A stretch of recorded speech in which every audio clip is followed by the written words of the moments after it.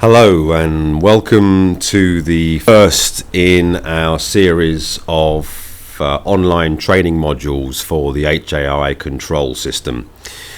We've put together a range of these modules. These training modules are designed for custom installation companies to be able to learn about the HAI system for whole house control. Each module is followed by an exam, an online test, to ensure you've understood the content of the training module. And the idea is you move through each training module one at a time. When you've completed all the training modules, you'll then be eligible to apply to come to our training facility and attend the hands-on training to give you some hands-on experience with the HAI system. Then once you've completed your first installation, supported by ourselves, of course, we always do our utmost to provide excellent technical support, but especially if it's your first installation, we offer on-site support to make sure it's successful. And at the same time, we like to have a good look at the installation. And provided everything goes well, which of course it will, we will then list you on our website as a trained HAI installation partner. So you're all taking the first step on that process. So let's get straight into the content and get the ball rolling. So first of all, HAI is a whole house control system. One of the nice things about HAI is they've really come at it from the building management side of things.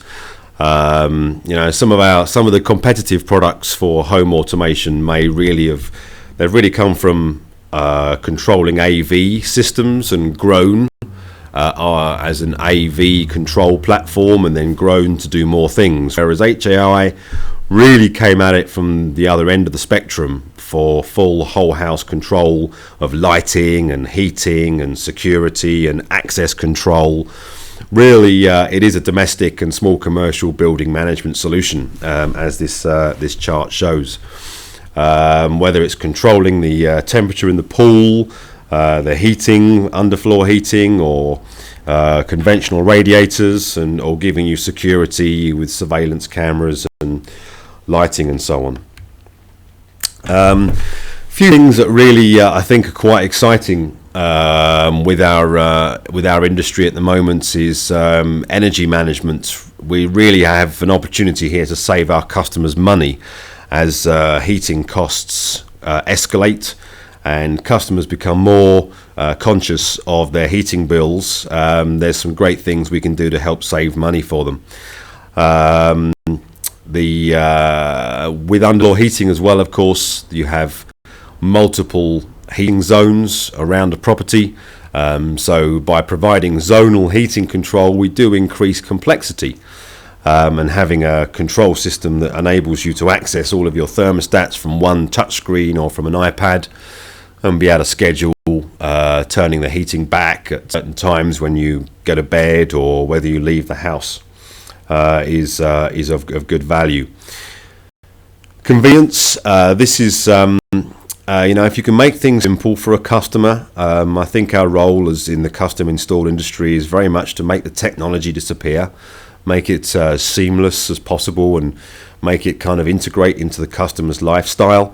So if they have HDMI matrix networking for video distribution in their house, they don't need to know the complexity that Skybox 1 is plugged into the input on the HDMI matrix on port 4, and then that connects to HDMI input 1 on the surround sound processor, and that connects to HDMI input 1 on the TV. They don't want to know that. They just want to watch Sky. They want to tell the system, I'm in the lounge and I want to watch Sky. And all these things need to happen automatically and seamlessly. And I don't want to have to go and pull out 4 IR remote controls to do it. So we've got to make our customers' lives as easy as possible. As well as that's an AV example, but as well for the house control. When I go to bed at night, I want to press one button. It turns all my audio off, turns all my lighting off. sets my temperature back to my nighttime temperature, and perhaps arms the alarm downstairs in nighttime mode. Let's make it easy for customers. Now, and security is interesting because it really integrates well with home automation, because there's so many sensors around a house for your PIRs and your door sensors and so on that really don't get used when your alarm isn't active. Of course, all these sensors are really useful for us when it comes to conducting automation tasks. So if we know the front door opens and it's dark outside, then we can automatically turn the porch light on for 5 minutes. Or when the customer arms the alarm in away mode, we know the house is empty. So we can turn off all the lights, turn off all the audio, set all the thermostats back to an away temperature, save the customer money. When he comes home and disarms the alarm, we know who it is that's disarming the alarm because they've all got individual codes. We can use that to then trigger a whole house scene that's tailored for that particular person. They might want, there's some certain lighting to come on in dark hallways, and perhaps bring some audio on, or maybe just turn the TV on the kitchen on to Sky News. So when I get through to the kitchen, the TV's ready to go. So it's some really nice functionality that you can achieve with whole house automation by integrating it with the security. As well as having that ability to arm and disarm the alarm from your iPhone anywhere in the world.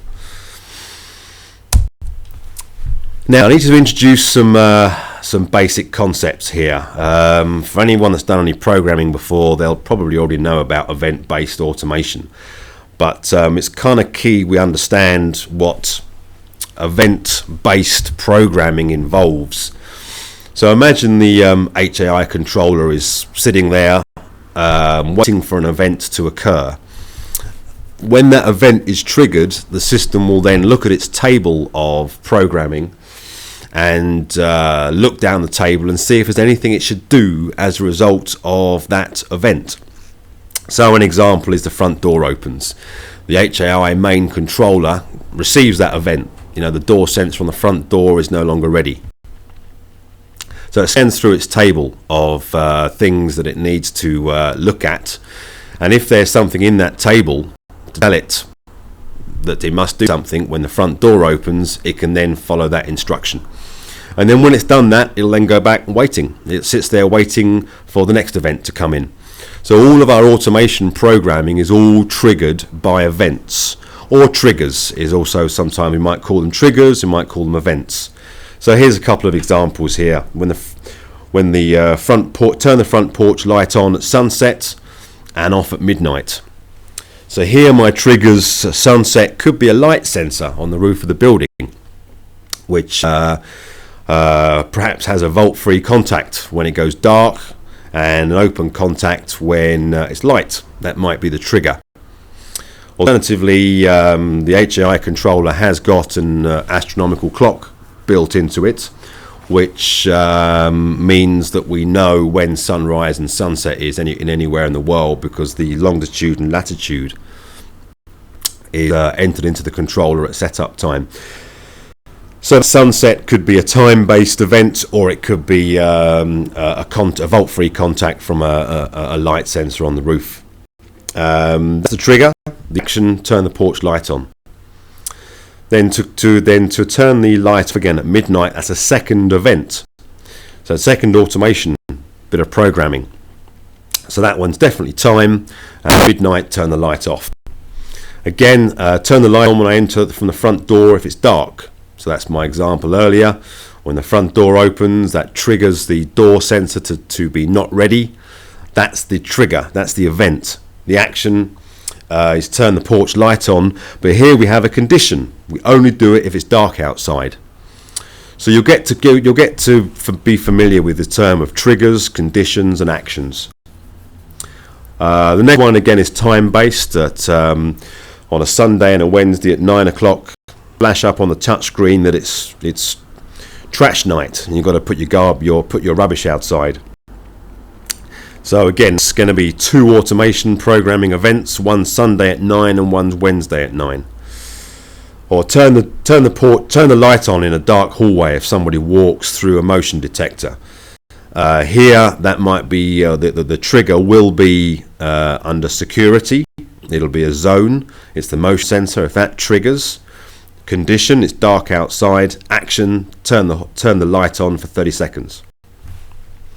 So you can see through event-based programming, you can do an awful lot with the system to be able to add value and perform automation tasks.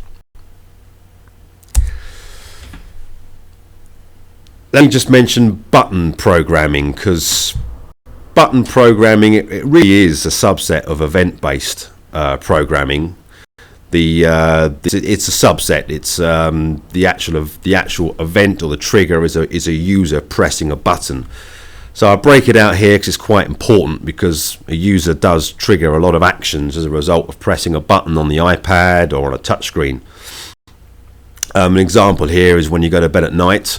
Perhaps the touchscreen on the bedside cabinet that says go to bed, and when I press that button, it turns all my lights off, arms the security in night mode, sets all my thermostats back to a nighttime temperature, and turns off all my audio. I might have another button for when I wake up in the morning. I press that button and that turns on the lights in the bedroom, the bathroom, turns the alarm off downstairs, puts the bathroom heater on, and perhaps turns the radio on to my favourite radio station. And again, I might have a button for dinner party mode or a romantic evening. And this can be whole house scenes covering heating, lighting, audio, security, anything that's really under the control of the HII control system. So that is it's treated the same way as event-based programming. The HII controller is waiting for an event, but in this case it's actually a button that's pressed. That's the event that then triggers all of the actions that happen. Sometimes these actions are called macros. If you hear that term, a macro, then that's really just a whole sequence of actions as a result of an individual event. And there's no limit to how many actions you can perform as a result of one event. So a quick bit about HII. The HII was formed back in 1985. So they've been going for a long time. They've shipped hundreds of thousands of systems around the world. They ship to 80 countries, and the system's available in multiple languages. They're based over in New Orleans in the US, and what you see here are the three founding members. Going from left to right, you've got Brian Yoakum, who's the CTO, Tom Pickrell, who's the Chief Operations Officer, and Jay McClellan, who's the President and CEO of the company. The company started back in 1985 really with a security platform that had built-in X10 control for controlling lighting, which back in the 80s, X10 was state-of-the-art automation protocol, but now that's been somewhat superseded by lots of other protocols, and X10 is still around, but in very, very small forms. Really, the platform's evolved a long way since then. We don't use X10 anymore. It's all really IP control mainly. But their heritage comes from security, and one of the things that HII have achieved is a reputation for robustness, because you can't really have an alarm platform that you have to reboot every couple of months or every couple of weeks. They really have, built bulletproof reliability into the product. They try to achieve really good price points, a lot of functionality for the price, to achieve what they call the best price performance ratio. Back in September 2012, HII as a privately owned company was bought by Leviton. Leviton's one of the largest privately owned companies in the US that specialize in manufacturing electrical accessories. So they're now part of a much bigger company, which has resulted in more resources available for R&D and marketing purposes. So that's been a good thing. Where does HII play? Obviously, there's an upper end of the market where high-end installations that may go for many thousands or hundreds of thousands of pounds. for the extremely rich and wealthy. That's very well catered for and quite well chased by many companies in the industry. And that only really represents sort of the top 2 or 3% of the overall marketplace. The nice thing about HAI is it can well perform in that area. There are palaces and very large properties that have HAI as their main platform, and I'm sure those installations were several hundreds of thousands of pounds. But also HAI can also scale down. So for the mass market, you're able to get up to speed with a basic HAI system for a very small startup cost compared to other control systems on the marketplace. So the nice thing about HAI is we can really provide a control platform for normal people that have a normal budget, and it can play up in the top end space as well. So it's a very flexible platform that's affordable to the masses. Let's talk briefly about the main HAI controller, because there's a few flavors here. There's really 2 streams of controller. There's the Lumina range of products and the Omni range of products. The main difference between the 2 of them is that the Omni has got the built-in security functionality, aka it's got a built-in alarm system. The Lumina range of products are exactly the same but without the alarm functionality. So if your customer doesn't want security, or you've got a third-party security system already in place, then you can go with the Lumina. Or if you there are options to connect the Lumina controller to your alarm system, or if you want the alarm built in, you can go with the Omni. As you go down, you start with a Pro, which has all of the functionality. That's the top end controller, and as you move down to the Lumina or the TwoWay and down to the Lite, the LTE, you basically have less functionality and a lower cost point. My recommendation at quoting stage is really always quote a Pro.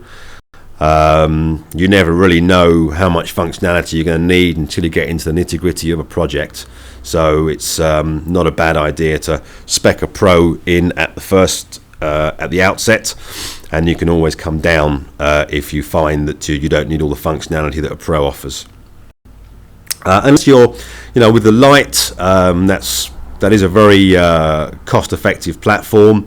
If it clearly is perhaps a block of flats you're doing, or apartments where you're not going to need, lots of thermostats. For example, the Pro can handle 64 heating zones, whereas the Lite will only handle the 1 thermostat, and the TwoWay is somewhere between the 2.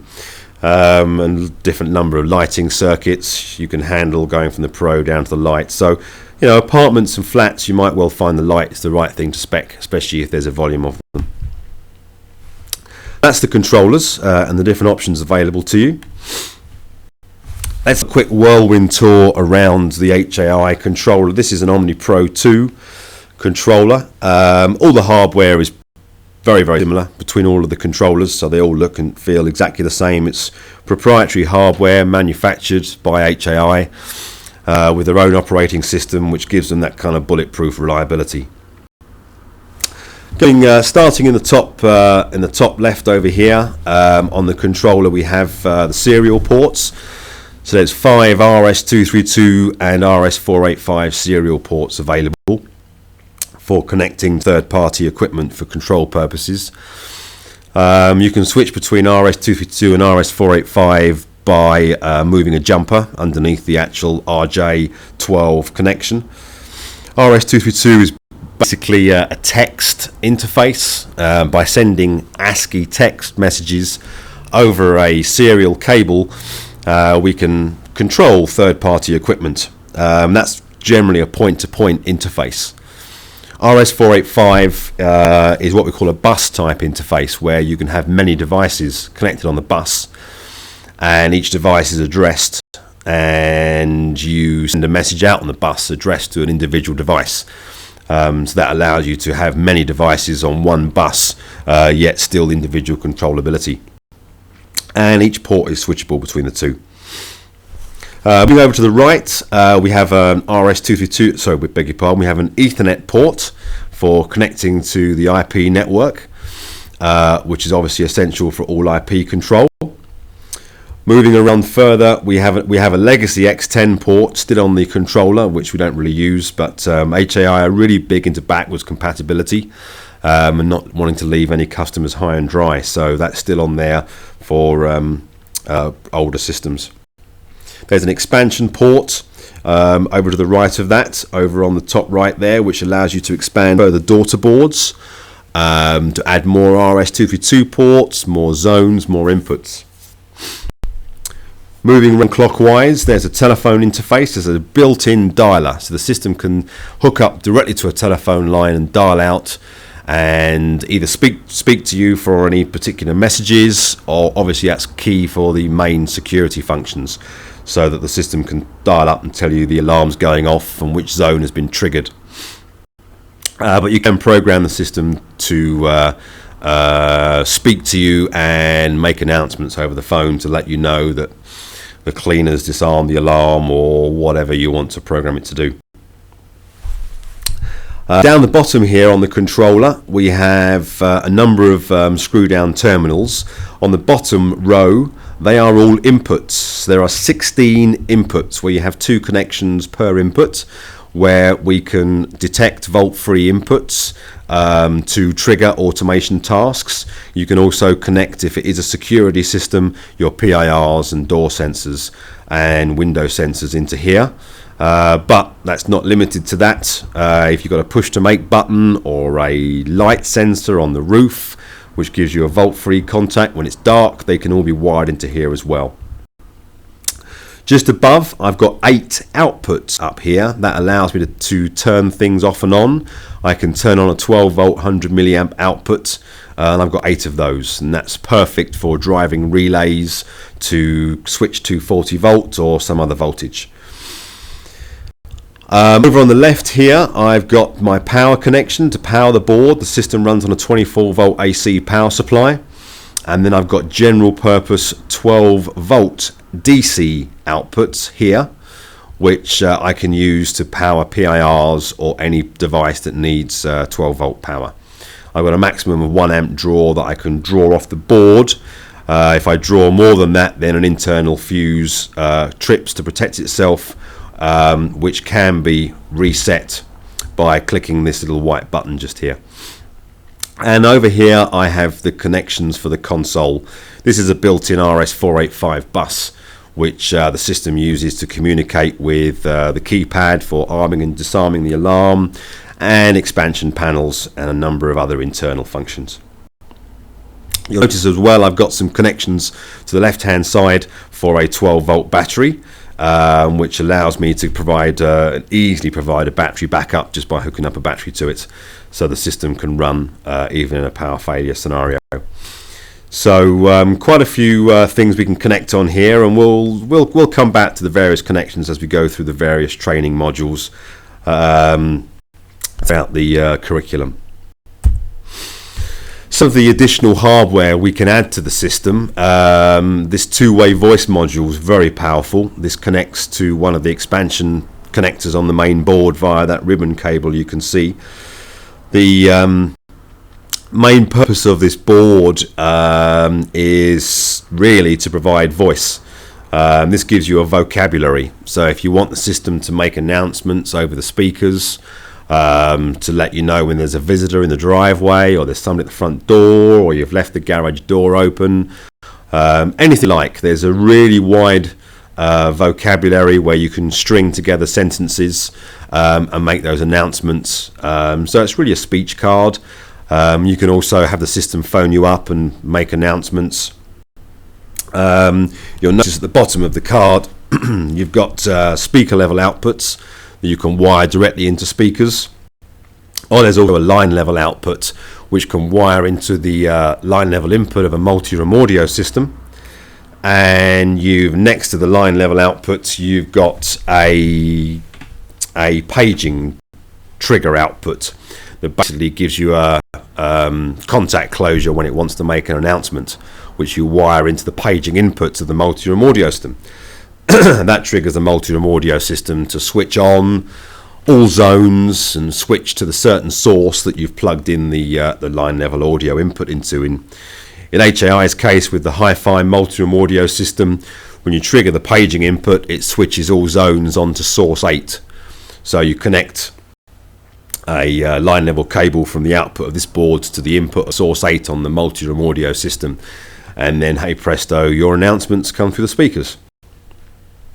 This card also has some other applications as well, especially for care at home type applications. You can actually trigger the system to dial out to a monitoring company, and then the monitoring company can be connected to the speakers and be able to make announcements through the speakers. There's also a microphone input on this board where you can have some microphones connected so that the monitoring company can also hear what's going on and make announcements. So if it is perhaps being used in the application of an elderly person that's perhaps fallen over and pressed a panic button, the monitoring company can then dial in and let the person know there's somebody on the way, and try and comfort them whilst there's some assistance en route. So quite a flexible capability, primarily used for the announcements application. This is an expansion board that adds an additional serial port. This little daughter board basically sits on the top right hand corner of the main motherboard. It fits the 4 standoffs, and there's a ribbon cable that connects from the main board to this board, and that adds one further RS-232 connection via a standard DB9 connector. And then this board here, same form factor, same concept. It stacks on top of the RS-232 board that you saw on the previous chart, and this adds another 16 inputs to the controller, and I can have 2 of these. So I've got 16 inputs on the main board, plus I can have 2 of these, give me a total of 48 inputs that I can wire in for PIRs, door contacts, or anything that I want to trigger from a volt-free contact from. So I've got 48 inputs with 2 of these boards sat on top of the main controller. If I want more inputs, then we've got this 16 zone and 16 output hardware expander. This, as the name implies, gives me 16 more additional inputs and 16 more outputs. So again, the inputs can be for PIRs and door contacts or anything with volt-free inputs for me to trigger from. The outputs give me 12 volt 100 milliamp outputs to drive relays and control things. And I can have up to 4 of these on the system, and they can be up to 1,000 foot or 300 meters away from the main controller, and it only connects back to the main controller using 3 cores of a Cat5. So very flexible, allows me to easily add inputs or control outputs from an outbuilding perhaps, so I can pop one of these controllers in an outbuilding and just use one Cat5 to connect it back to the main controller. Or I've got a really big property and I don't have to home run all my security PIRs and door sensors all back to one location. I could perhaps have one of these expanders as a sub node for the east wing and another one for the west wing to make my cabling more optimal. So makes the system incredibly expandable, as you can see. This hardware expansion here, these are relay boards. So I mentioned the outputs 12 volt 100 milliamp, which are perfect for driving 240 volt relays. But HAI do make some little relays that are good for 24 volt up to 5 amps. So if you need to drive something DC or AC, but slightly smaller voltage and less than 240 obviously, then you can use these. You've got a 4 relay and an 8 relay board that gives you a common normally open and normally closed contact. Very easy to wire in, or you can use normal third-party relays. This expansion enclosure is quite useful. If you have got a large system, you may have noticed as you've been going through some of the slides that the main controller and most of the expansion controller and a lot of the things like the hi-fi audio system. They're available in two forms, one in its own metal can, or on what we call these structured wiring mounting plates, these little black plates. The perfectly okay to use the separate cans, but what's quite popular is to use these enclosures, and then you order all the product on the mounting plates, then they just snap into this enclosure. This enclosure will quite comfortably house 4 entities and still leave some space at the bottom for power supplies. And you've also got those nice, shown in the top right hand corner there, some nice little shelves that you can slot in for holding batteries and power supplies and that kind of stuff. Very useful as well in first fix to get the enclosure mounted in the equipment room, so you can claim your space, so the plumber doesn't fit the underfloor heating manifold in the area that you want to fit the control system. So gives you a nice tidy installation. You've got cable lacing hooks all throughout the side, so you can dress your cabling neatly. The enclosure can surface mount or flush mount. So it makes the install. I would certainly recommend using this on large installations. Makes it look very neat and very professional. This is a battery and a power supply. That's the main 24 volt AC power supply for the main controller, and obviously batteries of different amp hourage will allow the controller to last for longer periods of time during a power cut. The console's pretty important. You've got to have one of these per system minimum. The console wires via four cores of a Cat5 back to the main controller onto the port that is actually labelled console. It uses that internal RS485 bus that I mentioned earlier. It's 2 wires of power, 12 volt and ground, and then 2 wires are for the RS485 bus, which are labelled A and B. It's all colour coded, so it's pretty easy to wire up. Every system must have one of these. You use this on initial setup to set the IP address of the controller initially out of the box. It's the only way to set the IP address, and also it's the only way to read the encryption keys from the controller, which is critical for also installation, to get the touchscreens or the iPad or the PC talking to the controller. You need to know the encryption keys, and you can only get those from here. So, but quite commonly, if you're using the system for security, then it's quite common to have one of these at the front door, one at the back door, each entry-exit point of the property. You'd have one of these for arming and disarming the alarm, and it looks like an alarm panel, so people are comfortable using it. It's relatively inexpensive, but if you're not using it for security, you still need one of these. It might be in the equipment room next to the main controller, so that you can do your main setup and configuration. Very flexible. You can actually do everything from here via the little LCD display and the menus, but primarily it's used for setup and arming and disarming the alarm if it's a security system. Just going to run through these. In the box with each HAI controller, you get a nice A3 quick start setup guide. And it's pretty useful. I thought it'd be handy just to run through this by way of an intro to some of the hardware connectivity around the system. So starting off with bullet 1, first thing is the ground connection, which is on that row of screw down terminals, as you can see there. That needs to go to a clean earth ground point. Point 2, you've got to hook up your 24 volt AC power supply. And bullet 3, very straightforward, is hook up your battery backup so that you're protected in a power failure situation. Bullet 4, you can see the console. The 4 wires from the console connect onto that second row of screw down terminals on the main controller. As I mentioned, it is actually labelled console, 12 volt ground A and B. It's all colour coded, so it's really easy to get that hooked up. Bullet 5, the phone connection. I mentioned the controller's got a built-in telephone dialer. The HAI controller comes with a little junction box, which is shown lower down on that diagram under bullet 5. And there's an RJ45 cable with some spade connectors on it, which connect up to the telephone dialer on the main controller.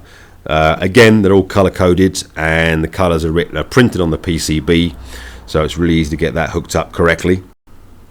On the bottom right hand corner of the diagram, you can see this would be your BT master, or your telephone master coming in from your telephone provider. That's where you'd put your ADSL filter if you've got broadband, and the telephone side goes into the junction box. Telephone line then goes through the controller and back out again for any slave telephones around the house.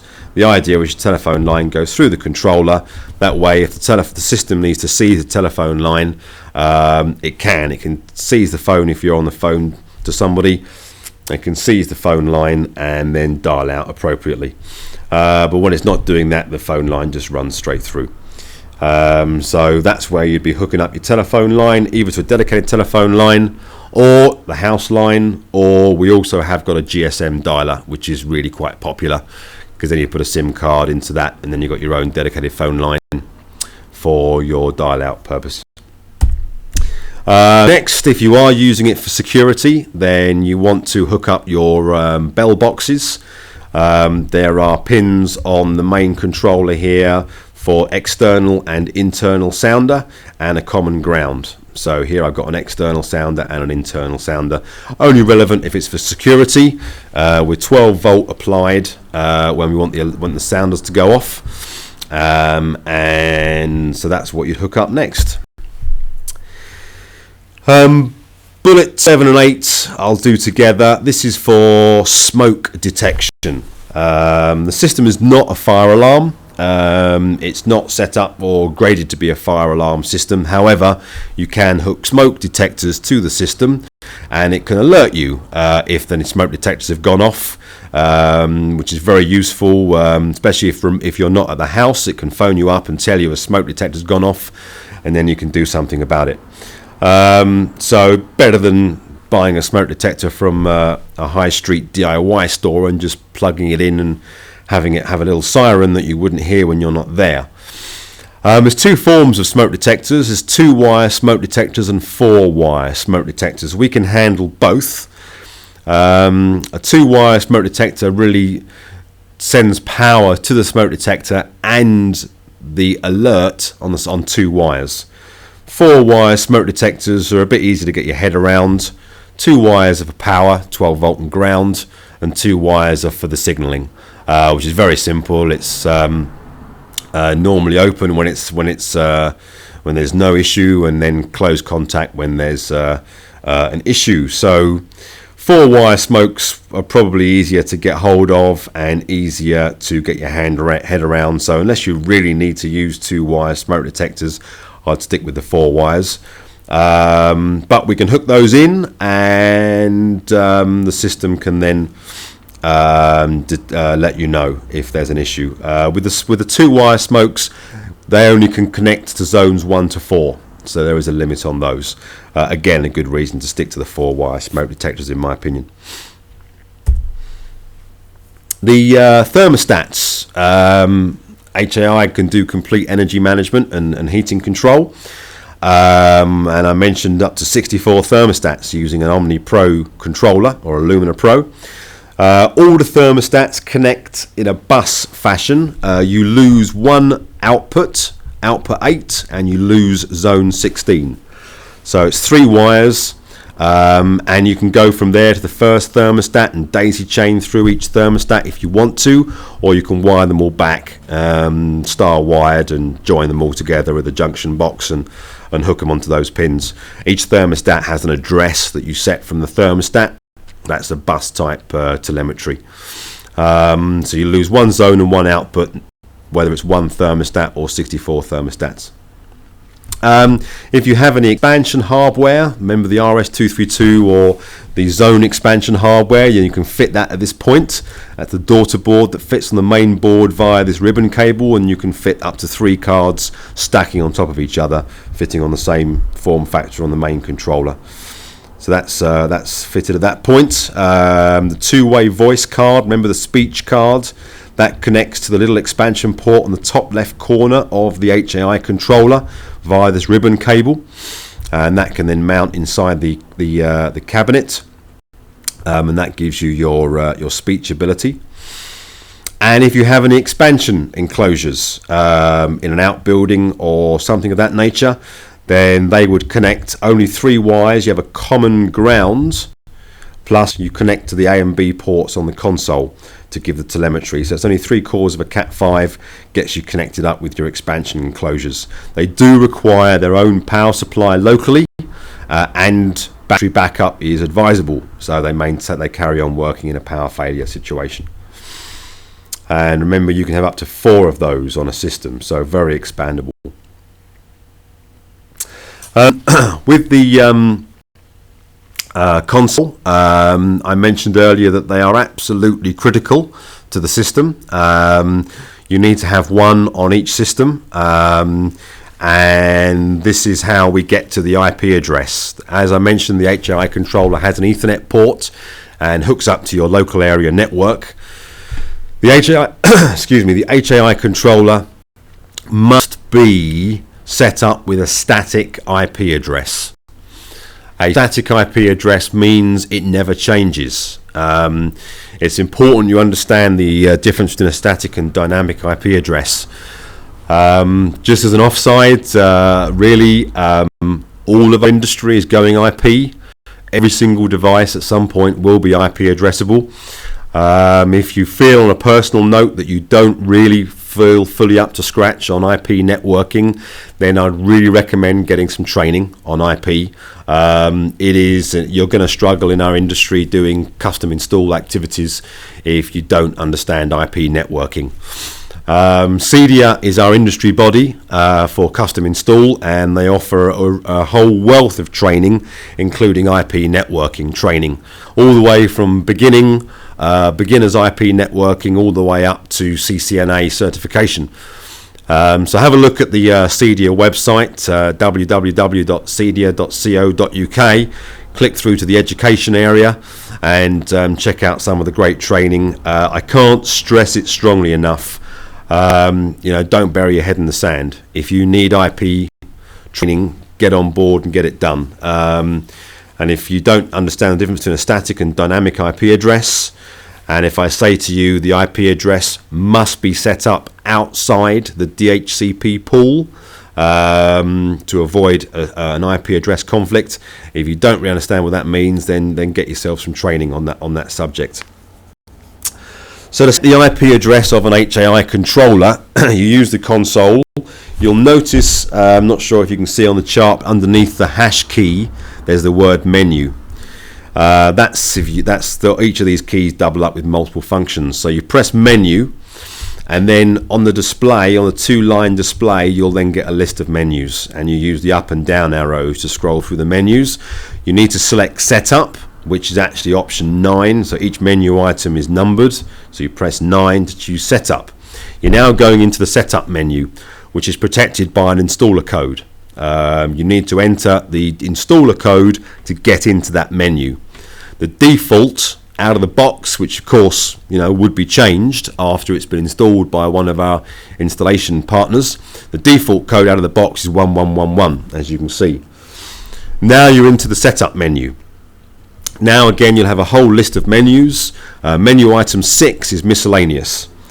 That's where you'll then be able to see what firmware version the controller's running, and if you scroll down using the arrow keys, you can see the IP address, and that's where you set the IP address to the static IP address you've assigned it to be. So you can type in the numbers 192, use the hash for the dot, so you complete the IP address and then hash when you've finished. That then sets the IP address for the controller. And if you scroll down further, you'll also see the port number. Out of the box, the port is 4369. That's the default port, which is fine to use that. And as you scroll down further, you'll see 2 encryption keys. These are hexadecimal characters that are preset by HAI out of the factory, and each controller has unique keys. And the only way you can read them is via the console from that setup, that installer setup menu. You will need those, so you need to write those down on a piece of paper during an installation so that you can then enter those keys into the software that you use to configure the system. The software used to configure the HAI controller is called PC Access. PC Access is software that is available to HAI installers who are installing a system. The software is used for setup purposes and for the programming, all the rules and the logic for some of the automation tasks. When you first install the software, it will ask you for a security key. This is a word that you make up and you then enter at that point. From then on, all files, all of your project files for PC Access will then be encrypted using that security key. So all your project files are secure on your PC. Only PC Access installed with that key can open them. So watch out for that. If you copy the files off your PC and give them to somebody, they won't be able to open them. What you have to do is use the file menu and export the project to share it with others. That then gives you a zipped file which is unencrypted. So that can catch you out. Once you've installed the software and you run the software up, it then asks you for a password to run the software, and the default password is password, and again I recommend you change that to something other than the default. Then to start taking control of a controller that's been installed and powered up, you need to enter its IP address, port number and encryption keys into the software, and obviously that's the information you got from the console previously. Just going to show you very briefly before we wrap up this intro module, a little bit about PC Access. Okay, this is a project that I've already got set up, but I wanted to show you that you go to Options and Network. This is where you enter the IP address of the controller, and this is where you enter the port number. And when you're creating a new project, you can then enter your encryption keys in here for key 1 and key 2. Without that information, you cannot connect to a controller. So I'm now, having already entered my encryption keys earlier, I'm going to go Communications, Connect and Network.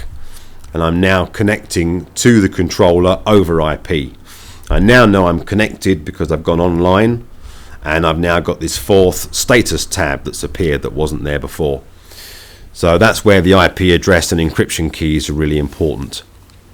A quick run through this software. Obviously it's fairly standard form, layout with a file menu and edit and communications. We can connect to the controller, as you saw, via IP, RS-232 modem, but pretty well everyone connects via IP. It's quickest and simplest. Once I'm connected to a controller, I can read the configuration from the controller, or I can write the configuration to a controller. So I can set up a program, a configuration offline, and then download it when I next connect to it.